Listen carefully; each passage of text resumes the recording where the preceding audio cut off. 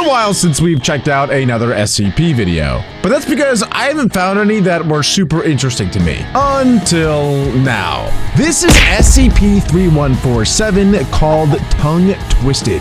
It might get a little bit weird in here. So strap in, grab your popcorn, hide your kids, and let's see what this SCP is about. A right hook sends the kid spinning down to the grass outside the middle school. Classic school fight. But as he spits a wad of blood-tinged saliva onto the ground, he has to admit through his aching jaw that the bully can throw one hell of a punch. Good. A circle of kids around the two of them chant and laugh as others record it on their phones to post to social media later. Got a weird filter on his phone, bro. Pounds with anger and fear. It's all so unspeakably cruel, he thinks, and yet it feels like he's powerless to stop it.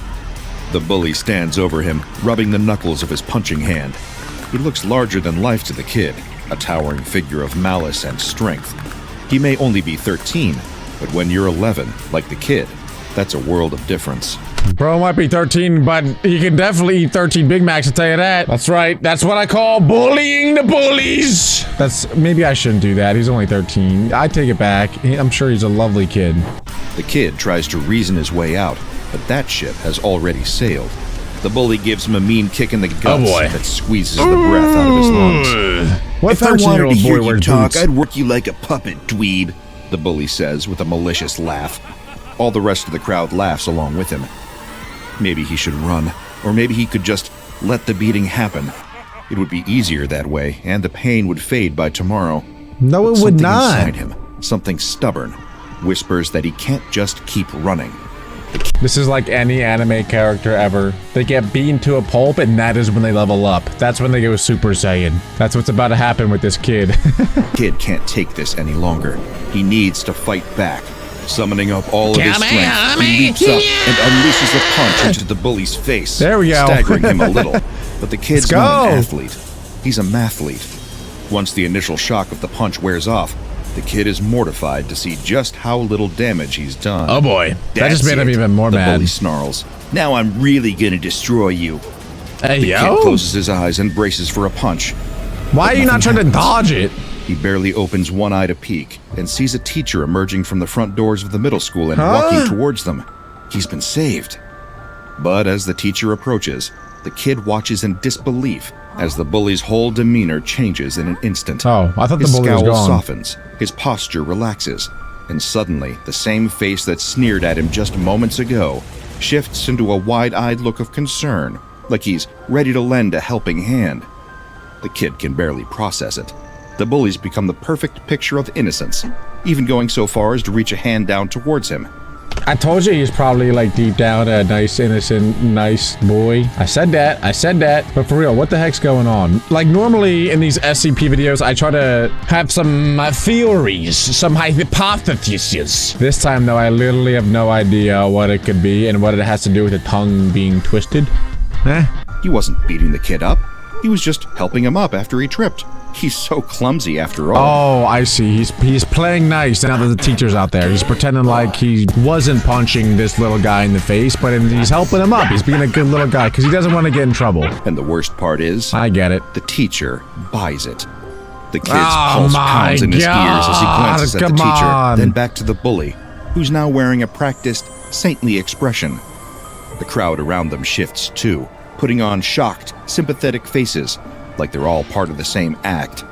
It's surreal, like a play where he's the only one who didn't get a script. Oh no, now he is gonna get mad, which obviously you can see his heart's beating faster. Now he's gonna act up and start like yelling, and the teacher's gonna think that he is the bully. Oh yeah. The kid opens his mouth to protest, to shout the truth, but the words die in his throat. He knows they'd only look at him like he was the liar here. The injustice stings more than the pain in his bruised ribs. The kid can only run away from it all, tears stinging his eyes. Aww. He knows that if he sticks around until the teacher leaves, he was too nervous to say anything. Another savage beatdown waiting for him. He runs away from the school, past the bus, and all the way into town. Poor guy. Just wanting to get away from it all. I wonder, okay, well, so normally people get bullied or picked on for something in particular. I wonder if this kid has something with his tongue, and that's why it's called tongue twisted. Maybe his tongue is twisted, duh. But maybe that's what he's getting bullied for. I don't know. And also, he couldn't speak, and maybe that's why he can't speak. It's because he has a tongue that is twisted, a twisted tongue. That is a tongue twister to say twisted tongue so many times in one sentence. He wishes he could give the bully a taste of his own medicine. That's impossible. He's just too good at playing goody-goody when the adults are looking. It seems like the kid is destined to be on the bottom of the social pecking order forever. Resigned to what he's sure will be a long life of misery, he slips into a narrow, shadowy alley between two stores, pulling his knees to his chest. No one can see him here. No one can hurt him. He squeezes his eyes shut, trying to block out the sting of his frustration and helplessness. PSA, anyone out there, if you're getting bullied, it'll get better, I promise. Sometimes it's very hard. There are times where you kind of feel like no one likes you, you have no friends, whatever it might be. And I just want to put it out there. It's gonna get better, I promise. You just gotta give it time, stay hopeful, stay optimistic, and the right people will eventually come into your life. Anyway, not to get all chompy womp wompy, but just felt like I wanted to say that. But deep down, he knows it's useless. If only there was a way to make them all understand. That kid looks a little bit too much like me, by the way. I'm not a bully. That's when he hears an almost theatrical clearing of the throat. Is that Willy Wonka? He looks up to see a figure standing or at the mouth Dr. of the Eggman? alley. Who is that? It's a man, or at least he looks like a man, dressed in a sharp, old-fashioned suit. Oh, with God, a colorful, please swirling run. cape and a mustache that practically defies gravity. If you ever find yourself in this situation too, my advice is get up and run. Bro is in a small, dark alley in the rain with Willy Wonka staring at him with eyes that look like he's flirting with candy. Not good. Get up and run. The stranger looks like he stepped out of a storybook. That's what I'm saying. His eyes gleam with an unsettling warmth as he extends a gloved hand toward the kid. Oh my God, he wears white Chin up, gloves young man, too. the stranger says, his voice smooth and oddly comforting. A little bird told me you're in need of a little assistance. Is that Wonka? He's got like a W on his... He stares at the stranger, on feeling a his strange chest. mixture of caution and curiosity. The man's appearance seems almost too perfect, like he's practiced this moment 100 times before. The kid's instincts scream at him to be wary. No one ever just appears like this. That's what I'm saying. Mesmerizing about the man's calm smile. I feel like this guy's about to offer the little guy candy. Bro, never accept candy from strangers, unless you're into that kind of stuff. But you know what? To each their own. The way he twirls the end of his mustache with a practiced flick. Even when the stranger dips his hand into his jacket and pulls out a handful of brightly wrapped lollipops. There it is. Each one there it gleaming is. in the dim light. The kid feels his worries fading. It's Dr. Wonder. Replaced What is by it? an odd Wonder sense Fisk or of something? relief. Wonder. Like maybe, just maybe, this is exactly what he's been Wonder waiting for. Containment? These, the stranger says with a wink, are a little unconventional. A one-time solution for a particular sort of problem. All it takes is a single lick from that dreadful bully of yours. Oh my God. You'll have all the revenge you could dream of. Oh, he's As gonna make simple as the that, bully lick he it. says with a wink. Just make sure he actually tastes it. And don't worry, its effects are completely unforgettable. He offers the kid a lollipop, his smile widening. All he needs to do is ensure that his bully licks the lollipop, and then he'll be able to have his revenge. It's really that simple. As though it's simple to convince his worst enemy to lick a lollipop. Consider it a temporary adjustment, he adds with a conspiratorial grin. A little taste of poetic justice. But remember, there's no going back once he's had a taste. Boy. So use it wisely. The kid hesitates for only a moment before reaching out and accepting a lollipop from the stranger. Dr. Wondertainment watches him, his smile widening. Good choice, he murmurs. I suspect this will be life-changing. Okay, also on the note of like PSAs and bullies, revenge is never worth it. Okay, don't do anything crazy. Don't, you know, do any of the weird stuff like this. Don't do that. Not cool. Not cool. If you're gonna bully your bully back, then you're just being a bully yourself. You gotta be the bigger man. All right. Anyway, let's see what happens when 13-year-old me licks Mr. Wondertainment's lollipop. Don't clip it. That sounds awful. The next day, the bully receives a letter slipped into his locker why is his early belly in the button morning. out? And wouldn't you know it, it's from the girl he's had a crush on all Hey, year. yo, In the let's letter, go. Wait, she that looks like his confesses her sister. love and seals the deal with a gift. A lollipop. Okay, this kid knows what he's doing. That's actually genius. I would lick that lollipop all day if I thought my crush gave it to me. The bully's heart flutters, and with a smirk of disbelief, he unwraps the lollipop and tries it. Oh my His God, he went right expression for it. instantly turns to confusion, Oh God. and he pauses, Oh pulling the God. lollipop from his mouth. There's something odd about the taste. Oh God. A strange, bitter tang, like he just licked the bottom of a shoe, but mixed with sugar. He winces, almost spitting it out, but then glances around and steels himself, deciding to play it cool. After all, it's a gift from her, and she could be watching. I wonder what Maybe happens if you it's eat the whole supposed to taste like lollipop. this. He checks the wrapper on the candy. It says, Dr. Wondertainment's Tantalizing Tongue Twisters, trademark, asphalt flavor. Trademark. What Asphalt kind of joke flavor. candy is this? He takes another cautious lick, hoping the bitterness will fade, but instead, the taste grows stronger, leaving an unpleasant numbness on his tongue. Before he can figure out why the candy tastes so off, he notices the teacher approaching down the hall. Oh my Great. God, he's not going to be Probably able to here talk anymore or check up on something. him after yesterday's incident. No problem. He'll turn on his usual charm, play the model student, and then... But when he opens his mouth to speak, a sharp, jagged string of curse words explodes from his lips.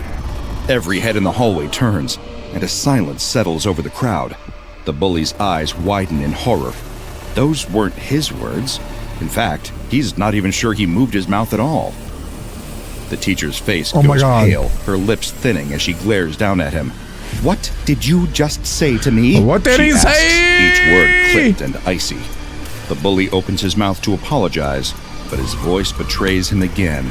Oh my God, it's like someone He else tries is to clamp controlling his lips voice. shut, but they twist into an angry snarl as another outburst erupts from his Yo. mouth, this time even worse than before. He can't stop it. What could he Each possibly word be feels like saying? someone else is forcing it out, dragging his voice along with it.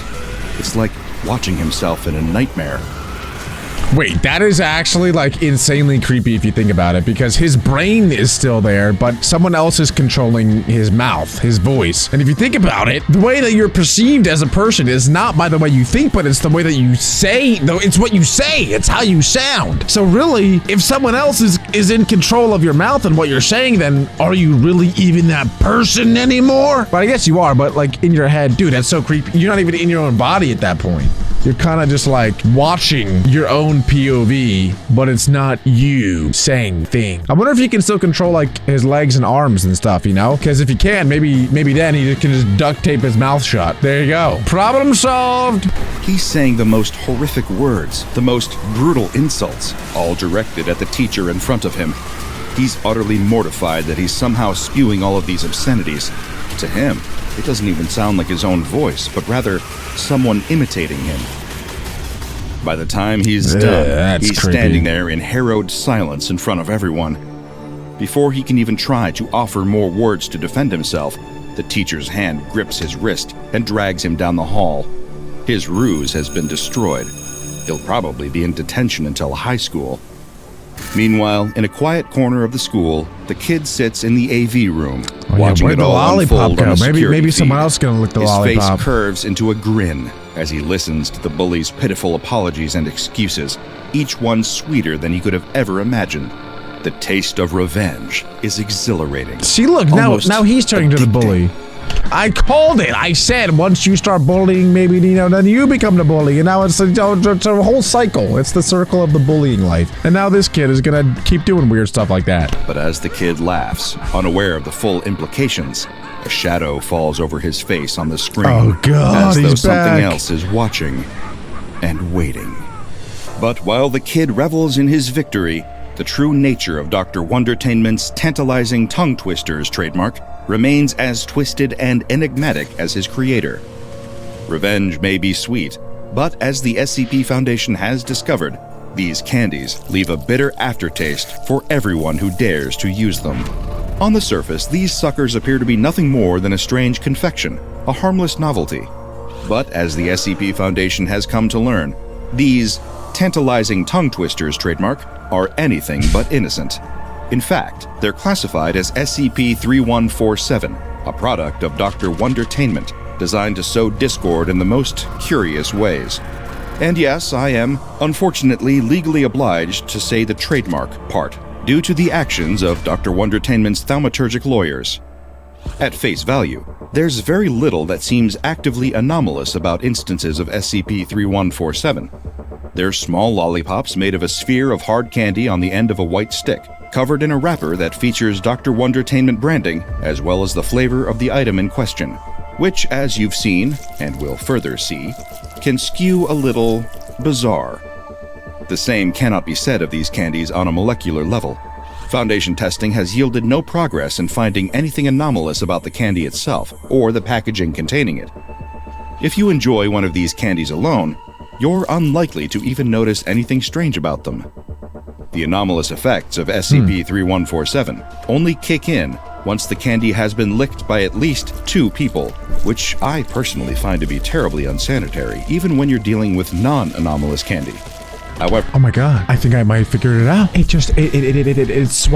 swaps tongues with the first and second person. It swaps mouths with them. So maybe like whoever licked it first before that bully kid was, I don't know, a terrible person, someone that was in prison or something, some inmate. And then the kid was the second person to lick it, and so they swapped tongue. When a second person, or any others beyond that, lick an instance of SCP-3147 that was first licked by someone else, their oral cavity will come under the control of another member of the group. See what I mean about it being highly conceptual? While under the anomalous effect, not only will their mouth be at the mercy of another licker, but they will speak with the voice of the person controlling them. The amount of time the person remains affected is directly proportional to the amount of candy ingested by the subject, with the current minimums and maximums, with some variation, being 2 to 24 minutes. Oh, that's not that bad. I thought it was because permanent. Nothing involving Dr. Wondertainment is ever easy to well, really, it's like a harmless prank then at that point if it's only 20 minutes long. Deal with. These candies are rarely packaged alone. While they can be sold individually, the SCP Foundation has confiscated boxes with as many as 10 items per pack. These packs will often feature the following typically quirky Dr. Wondertainment ad copy. New from Dr. Wondertainment, a mouth-watering treat that will have you speaking in tongues. Need a party pick-me-up? Just gather 2 or 3 of your bestest friends, pick out your favorite flavor of Dr. Wondertainment's tantalizing tongue twisters trademark, and you're good to go. I can't even lie, it actually sounds a little bit fun if it is true that it only lasts for like 20 minutes. Like imagine it's just you and a group of buddies and like 2 of you swipsy swapsy licky lollipoppy each other's lollipops. And then now for the next 20 minutes, both of you are just like saying the craziest things. I feel like the group as a whole would just start laughing at it, you know? It's kind of like a helium balloon. Have you ever sucked up a helium balloon and then you sound like this, where your voice is like crazy high? It's kind of like that, except on another level. Let everyone get a tongue-teasing taste, then marvel as you give each other the gift of gab. Yeah, see, it's actually kind of funny. Warning, maximum fun achieved with 4 friends. Dr. Wondertainment trademark and his candy crafting crew are not liable for any damages, physical, psychological, emotional, and or paranatural, caused by sharing Dr. Wondertainment's tantalizing tongue twisters trademark among 5 or more people. Play safe, kids! They got good lawyers. Context, that last comment feels almost sarcastic. After coming into possession of several packs of the anomalous contraband candy, Dr. James Smythe was put in charge of conducting experiments on members of D-Class personnel to explore the full potential effects of SCP-3147. Yeah, he did make a good point. Like, at the end of that commercial, it did seem a little bit sarcastic to where there were so many like protective clauses to make sure that the lollipop was not liable for anything bad that happened. But the way that it was phrased, it kind of made it seem like there was going to be bad things that happened, and I knew that there's going to be bad things that happened. So I feel like we haven't even really seen the worst of it quite yet. It probably won't surprise you to hear that things went very quickly off the rails. There In you the go. first experiment, acting as a kind of control, D2172 alone was given an instance of SCP-3147 to sample. The flavor was sandy seashell. D2172 ingested everything that was given to him, except for the stick in the packaging, and experienced no anomalous effects, though he did report that the flavor was comparable to cream soda filtered through wet sand. What? Yummy. What The a next weird way experiment to was describe conducted it. on D2172 and D56980, using a candy with the flavor label Shoe Shine. The duo gained control of each other's mouths, which was an extremely strange experience for both of them. Whoa! Smythe then That's what I gave was them saying. both That's a so tongue cool. twister to recite using the other one's mouth. This proved to be difficult, given the inherent difficulty of the tongue twister itself, plus the inherent disorientation of They're being just in having control fun. of someone else's mouth rather than your own. It's a feeling I can't personally say I can relate to. Dr. Smythe noted, flavor said to be like leathery licorice. Despite the difficulties experienced using another person's mouth to speak, both subjects expressed that they enjoyed the experience and wished to continue taking part in future experiments with SCP-3147. With the next experiment, Dr. Smythe hoped to up the ante even further by having 4 different D-classes all lick the anomalous lollipop, Hey, which yo! admittedly sounds a little uncomfortable when said aloud. These men were D2172, D11872, D42271, and D56980. The flavor of lollipop they were given was the extremely unappetizing pickled pepper.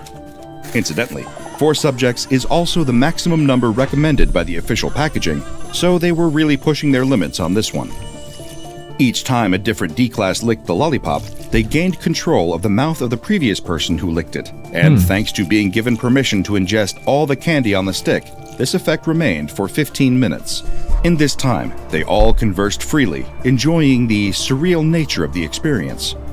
Dr. Smythe noted, flavor exactly as expected. On a personal note, I feel sorry for our poor transcriptionist. It was difficult enough for the Ds themselves to keep track of exactly who was talking.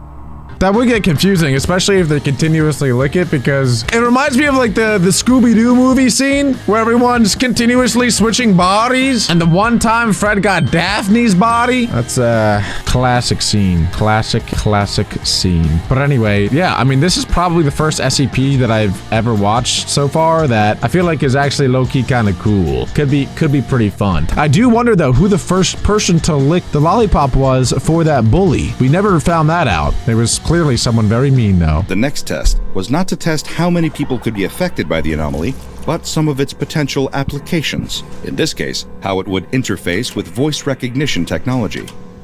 The subjects in this case were D2172 and D56980, and the flavor was the enigmatic chucked wood. After consuming the candy, they were Chucked given a wood. voice-locked container, coded to open when it heard D56980 say, "Open Sesame." While D56980 stood on the Oh my other God, side of the music's getting room, intense. D2172 approached the box. D56980 spoke through D2172's mouth, successfully unlocking the box on the second attempt. They continued testing this method with a variety of other voice recognition technologies, and the rate of success did not change as this variable shifted. Dr. Smythe noted, thankfully, the inability of the subject to directly use the voice that they have taken keeps SCP-3147 from being a substantial security threat. The next experiment was performed on another 4 members of D-Class personnel, D2172, D11872, D42271, and D56980. This time, the flavor selected was Fuzzy Wuzzy. Oh my God, Having tested dude. a few different- I mean, they may as well make a flavor called Poopy Farts. Like, what are we doing here? It's getting grosser and grosser. Vectors of SCP-3147's effects. Now, Dr. Smythe felt it was time to discover the distance that the anomalous effects were operational over. That's why, after having them each consume an equal amount of the candy, Smythe had the 4 affected subjects stand at equidistant points around the perimeter of Site-272, and then were told to speak, conveying specific messages on the behalf of researchers supervising them. When the subjects got over the initial disorientation of not being able to hear their own voices as they spoke, things went swimmingly. Messages were cleanly conveyed between each member of affected D-Class personnel that did not degrade in quality despite the distance, and they were able to do this for approximately 21 minutes, exceeding even the most optimistic of the researchers' estimations.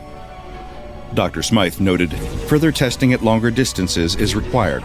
Plans are being drafted, and an appropriate test site will be located before submitting the proposed experiment to the site director for approval. If the Foundation can reverse engineer this effect, it could possibly be used as an emergency communication method.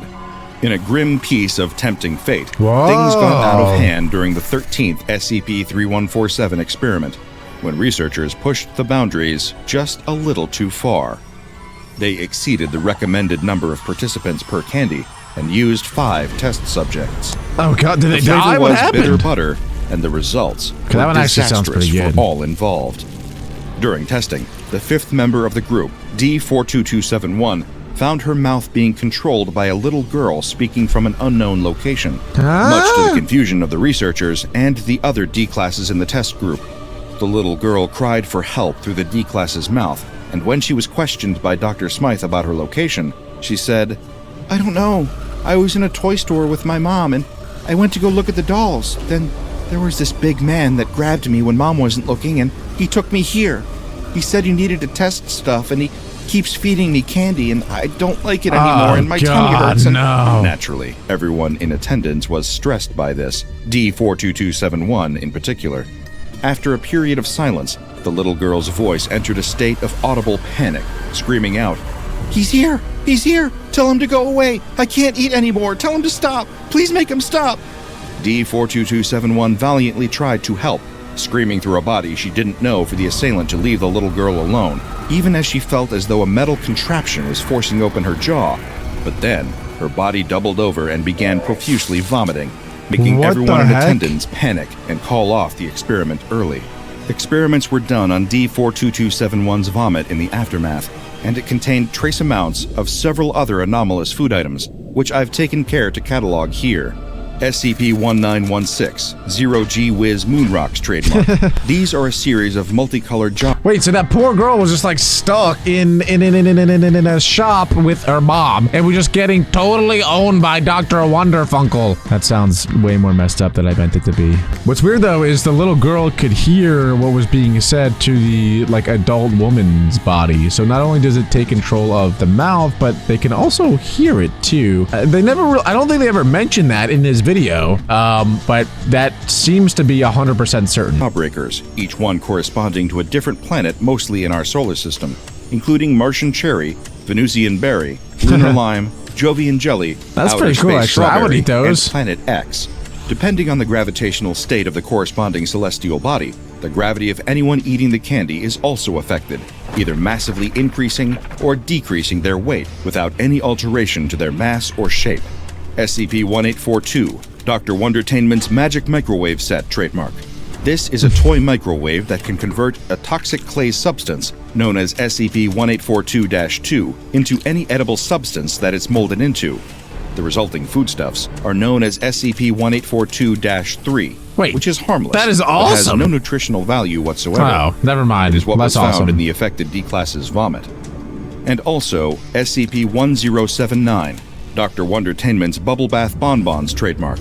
So I guess Dr. Wonderfunkel was making the little girl eat a whole bunch of different candies that either he had or he was testing, and that got into the mouth of the grown woman, who then threw it up because they swapsy mouths. Very interesting stuff here. These are another bizarre and disturbing confection which, once consumed, transforms a non-dangerous portion of the subject's blood into bubble bath liquids, which they then secrete from their skin. What? Causing their body to be instantaneously clean. Oh my god! And likely leaving their clothes an uncomfortable, wet mess. All of this led to an extremely unsettling discovery. It seems that Dr. Wondertainment poses a danger to children beyond just their anomalous toys and confections. The 13th test indicated that the group of interest are kidnapping children to use as living guinea pigs for their various products against their will. Yeah, he was just testing it on the little only girl. Intensified when Foundation collaboration with conventional law enforcement revealed that the little girl D42271 had channeled corresponded exactly with a young girl who had gone missing in Broken Cliff, Missouri. D42271 requested to be submitted for further testing on SCP-3147, perhaps hoping that she could reconnect with the poor little girl and be a part of helping her escape the diabolical Dr. Wondertainment's clutches. This request, however, was denied out of security concerns. The Foundation has done what they can to keep a lid on this latest example of Dr. Wondertainment's whimsical mayhem. Containment procedures dictate that no more than 144 instances of SCP-3147 are to be contained in Safe Storage Locker 87A at Site-272 at any given time, and any others are to be noted and incinerated immediately. I wonder if Dr. Wonkin is an SCP himself, or if it's just each candy. Like, is he a normal person that makes SCP candies? Or is he an SCP, and then, so he's an SCP that makes SCP? You know what I'm saying? I don't know. I don't know who Dr. Wonkin is. The same goes for any advertising material discovered in the field. Physical instances are to be incinerated, and online instances are to be deleted. If a person is found to be in possession of an instance of SCP-3147, the anomalous item is to be confiscated immediately, and they are to be treated with Class A amnestics if they have witnessed any of SCP-3147's anomalous effects. Oh, God. The Foundation has also distributed materials related to a fake recall effort, claiming that exposure to SCP-3147 has a deliriant effect on victims. As you've already seen, so it, like, researchers really have messes had their them up. fun performing experiments with this confectionery anomaly, but that doesn't mean these experiments aren't tightly regulated. Experiment proposals must be submitted to research lead Dr. James Smythe for approval.